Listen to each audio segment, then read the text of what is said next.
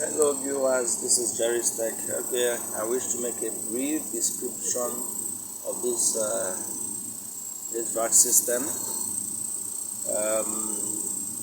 The issue I had with this system is that this very line from the expansion valve, this is the expansion valve. So the issue I had with it was that this very line was freezing up to this point.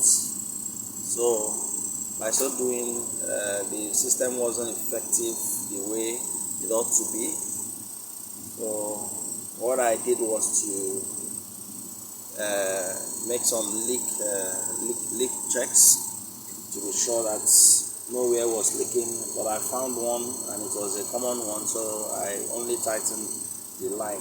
I found a leak here, so I added a little bit of gas and refrigerant, and you can see the icing is off. The line is cool. Before, this very line, this return line was dry and not cooling enough. By so doing, I observed that the compressor as I have here was heating up, because this line, the cooling from this very return line to the compressor helps in cooling the compressor and keeping it at an operating temperature. So as you can see, this is my condenser. We have water passing in and out of that condenser, thereby cooling the gas, the refrigerant, the discharged refrigerant from the compressor. So this is a control unit. As you can see, this contactor that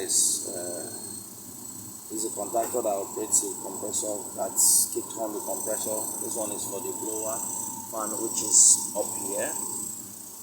I didn't expose that very one. So these are the pressure gauges. We have the high and the low pressure gauge. So thank you for watching this brief description of this Hvac unit.